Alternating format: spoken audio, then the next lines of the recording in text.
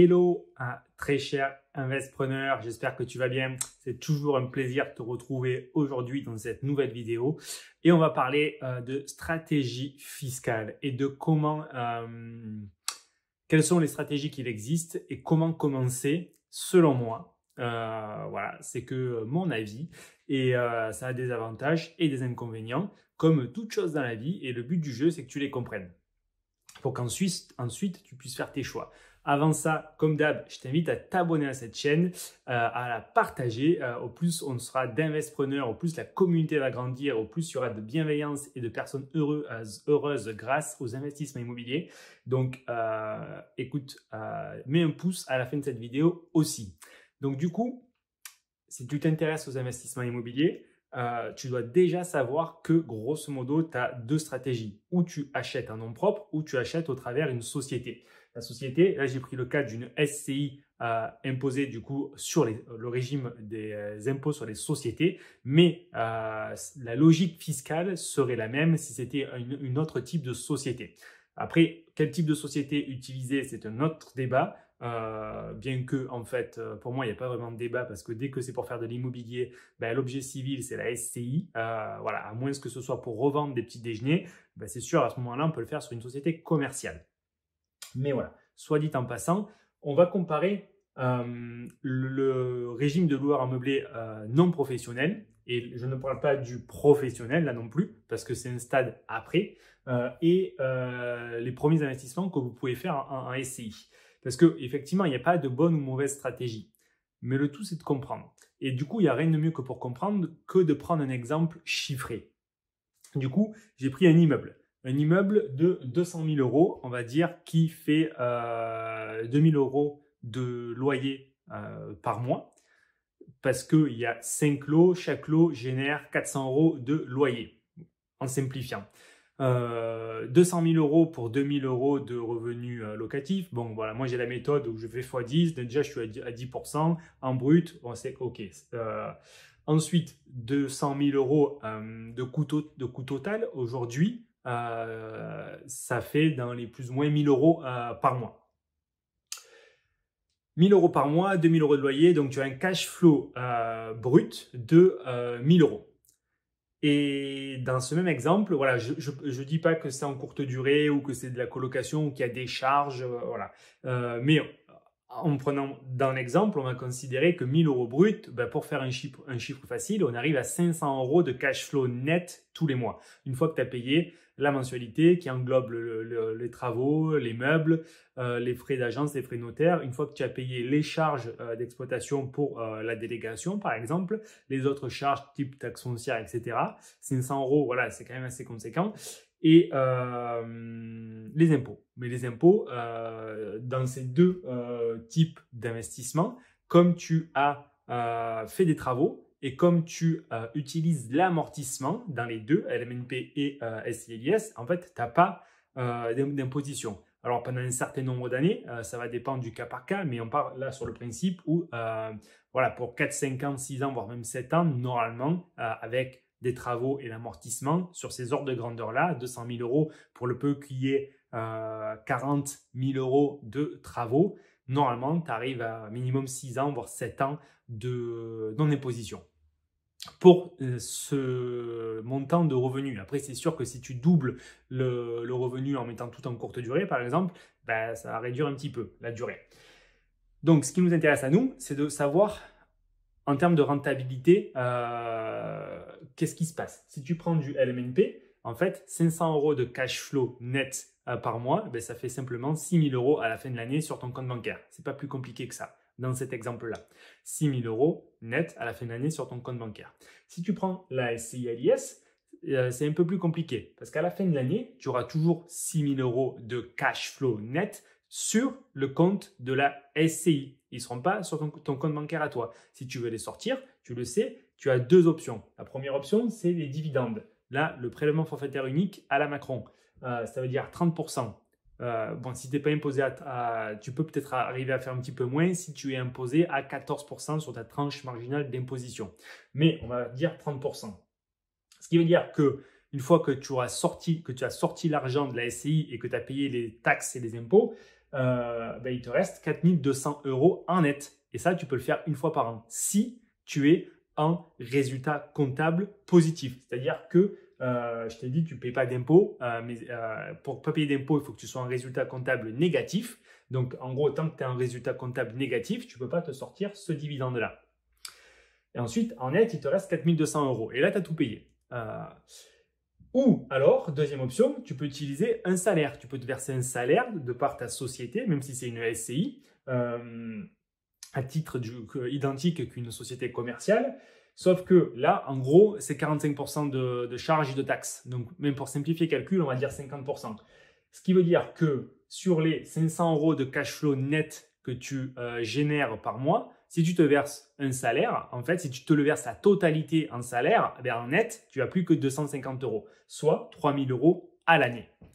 Voilà, donc là, tu vas me dire, c'est clair que du coup, c'est beaucoup plus intéressant d'un point de vue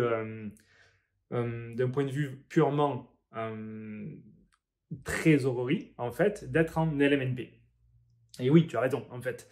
Parce qu'en fait, le but pour moi de la SCI, c'est pas vraiment de sortir l'argent. C'est pour ça que moi, ce que j'ai fait et ce que je peux dire que si c'était à refaire, je referais la même chose en fait. Je ne suis pas là non plus à te dire quoi faire, mais si c'était à refaire, je ferais la même chose. C'est-à-dire que si ton objectif, à mon sens, est de vivre un peu plus de tes revenus locatifs, et donc pour ça, ça veut dire gagner plus d'argent, petit à petit arriver à remplacer ton salaire, il te faut du cash flow net sur ton compte bancaire. Donc, moi, ce que j'ai fait, c'est commencer par du LMNP. Et là, du coup, j'ai réussi à, petit à petit, remplacer mon salaire. Ça m'a pris 5 ans, mais j'ai réussi à le faire.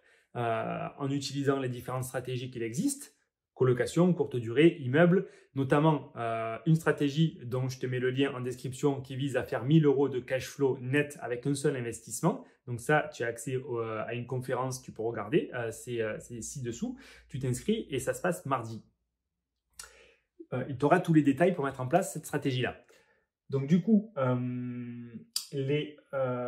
si tu fais tu peux faire 1, 2, 3 investissements et en net, du coup, tu arrives à avoir un salaire assez confortable pour pouvoir aller acheter tes légumes, manger en gros et vivre. Voilà, c'est comme ça que moi je voyais la chose, pour avoir un peu de cash qui rentre sur le compte bancaire. Par contre, cette approche, elle est limitée, elle est risquée et quelque part, elle n'est pas optimisée au maximum pour avancer sur ton développement vers l'indépendance financière.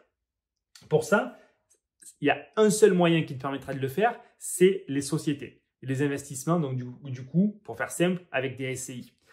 Ça, c'est à mon sens un autre niveau, une étape d'après. Parce que si tu commences par ça, tu l'as vu, voilà, si tu veux te verser un salaire à court terme, du coup, tu en laisses 50% à l'État ou 30%, mais tu peux le faire que quand tu as un résultat comptable positif. Donc, au début, tu ne pourras pas le faire. Donc, il faut vraiment avoir aussi en tête une échelle de temps. Quand est-ce que tu veux toucher ce cash flow-là? Si c'est à court terme pour quitter ton job, comme c'était mon cas, le plus logique, c'est de partir là. Par contre, si tu n'es pas pressé, que tu es bien dans ton job, peut-être que tu as d'autres sociétés, ne te complique pas trop la vie. Tu peux directement aller avec les sociétés. Et le but du jeu ici, vraiment à mon sens, ce n'est pas de sortir l'argent. Parce que c'est une destruction de valeur en fait. Tu en laisses la moitié ou 30%, mais 30%, ça veut déjà dire qu'en fait, quand tu vas payer les 30% ici de dividendes, ça veut dire que tu as déjà payé un impôt à 15%, je précise, sur les résultats de ta société. Ça, c'est très important. C'est-à-dire que les 6 000 € que j'ai dit là, ça, c'est quand tu as l'amortissement et des travaux et du bien qui t'amène un résultat comptable négatif. Donc, c'est uniquement là que ça sera possible. Après, tu pourras, en fait, en réalité, les 6 000 €, pour appliquer le 30 000%, il faut d'abord laisser 15% de taxes sur les bénéfices à la société. Donc là, en gros, tu perds déjà. Donc, c'est pour ça le but, tu ne pourras jamais t'éviter de payer les 15% d'impôt sur la société. Ça, c'est à partir du moment où tu vas être en résultat comptable positif.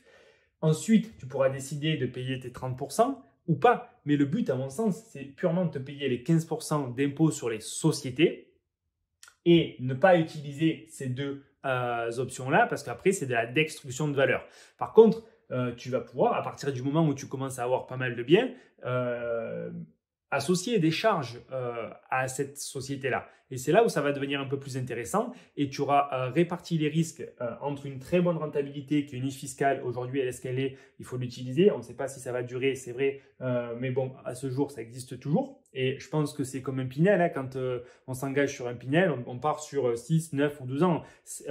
Ils ont beau changer la loi avec le futur ministre du Logement, ben, ils ne vont pas changer les conditions de ceux qui ont signé avant. Donc, moi, je le vois comme ça.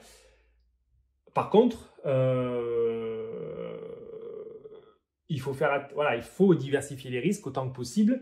Et aussi, il faut faire attention que ce système-là, il n'est pas forcément applicable à ta situation. Le LMNP, tu peux te retrouver rapidement un loueur meublé professionnel. Donc là, ça va être encore d'autres règles qui s'appliquent. Mais en gros, tu as du cash sur ton compte bancaire tant que tu es en résultat comptable négatif. Si tu arrives en résultat comptable positif, en LMP, eh ben, là, du coup, tu vas être imposé fortement à 45% aussi.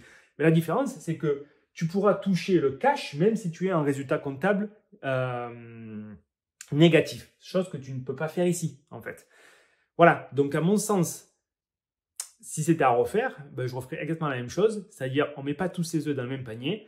Au début, la logique, c'était d'avoir du cash pour petit à petit moins travailler. Donc du coup, la solution la plus efficace, à mon sens aujourd'hui, c'est celle-là. Et ensuite, évidemment qu'il faut utiliser les systèmes des sociétés qui sont aussi très puissants. Et à long terme, je ne vois que par la société, par les SI à l'IS. Voilà, il faut avoir quelques biens. C'est pour ça qu'à mon sens, il faut avoir 1-2 biens qui te génèrent tes 2, 3, voire 4 000 euros de loyer, de cash flow net qui rentre et ensuite tu as de l'argent, toi, sur ton compte. Mais ensuite, ça suffit. Il faut aller sur les sociétés parce que c'est beaucoup plus puissant, beaucoup plus intéressant. On peut faire des montages beaucoup plus avancés et le but du jeu ne sera pas de sortir l'argent. Ou si vous le sortez, c'est en connaissance de cause. Après, à partir du moment où, par exemple, vous générez 10 000 euros de cash flow net par mois, j'ai aucun souci à laisser 30%, à payer 15% du coup d'impôt sur les sociétés à la fin de l'année et de relaisser 30% aux percepteurs, aux impôts. Donc en gros, je reviens à reperdre mes 45%. Mais si j'ai mes 10 000 euros de cash flow net avec plusieurs biens immobiliers très rentables dans une société, ok, j'ai pas de souci de 10 000 euros de cash flow net à rester avec mes 5 000 euros ou avec 8 000 euros à rester à mes 4 000 euros. Mais ça prend un certain temps. Ça prend un certain temps, le temps de se construire ce cash flow net. Vous ne pouvez pas le faire en 1, 2, 3 années, à part si vous partez sur un investissement à 500, 600, 700 000 euros. Et là, au final, du coup, oui, potentiellement, vous pouvez avoir beaucoup plus de cash flow. Mais le pèlerin moyen, il ne pourra pas partir sur un investissement à si gros budget. Donc, c'est pour ça que, à mon sens, c'est plus facile de commencer là. Et ensuite, il existe des passerelles, c'est-à-dire que si vous achetez ici, vous pouvez très bien vous les racheter au travers d'une société. Et là, du coup, vous récupérez pas mal de cash aussi. Donc, c'est doublement intéressant et c'est dommage directement. Si vous partez avec un achat ici, vous ne pourrez pas vous racheter en nom propre. Enfin, vous pourrez, mais comme là, l'imposition sur la plus-value sera différente, vous serez plus imposé sur la plus-value ici que là, que dans l'autre sens. Voilà, donc c'était le petit message pour essayer de vous aiguiller. Sur moi, les choix que j'ai faits, je ne peux pas vous dire que c'est ce qu'il faut faire, mais je vous invite à réfléchir à ces questions. Si vous avez d'autres questions, laissez-les en commentaire. J'y réponds avec grand plaisir. Dites-moi ce que vous en pensez. Et vous trouverez aussi en description de cette vidéo un lien pour prendre un appel téléphonique si ça vous intéresse d'avancer vers les investissements immobiliers. Voilà, si vous avez des questions, si vous avez besoin de solutions, on peut en discuter avec grand plaisir. Allez, ciao!